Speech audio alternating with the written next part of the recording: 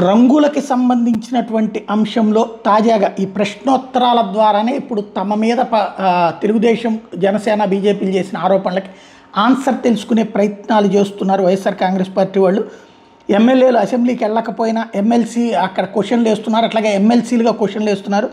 Duvvarapu Ramarao, doctor Vepada Chiranjeevirao, doctor Tirumala Naidu ఎమ్మెల్సీలు వేసినటువంటి ప్రశ్న 2019-24 కాలంలో పంచాయతీ భవనాలు మరియు ఇతర కార్యాలయాలకు రంగులు వేయడానికి సుమారు 4,800 కోట్లు ఖర్చు చేశారన్న విషయం వాస్తవమేనా అని అడిగారు.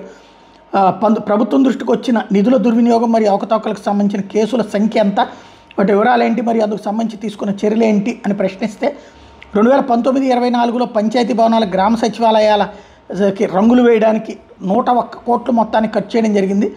రంగులు వేయడానికి ఖర్చు చేసిన మొత్తంలో 49 కోట్ల మొత్తాన్ని పెయింటింగ్కి, 52 కోట్ల మొత్తాన్ని భవనాలకు ఉన్న పెయింటింగ్ని తొలగించి మళ్ళీ తిరిగి రంగులు వేయడానికి ఖర్చు చేయడం జరిగింది అన్నది ప్రకటించారు. ఏదైతే అప్పట్లో వీళ్ళు 4,000-5,000 కోట్ల రూపాయలు ఖర్చు చేశారు, ఇదంతా ప్రజాధనం దుర్వినియోగం చేయడం కాదంటూ పత్రికలు రాయడము, వీళ్ళు స్టేట్మెంట్లు కాదని మళ్ళీ ఇప్పుడు సమాధానం చెప్పాల్సి వచ్చింది.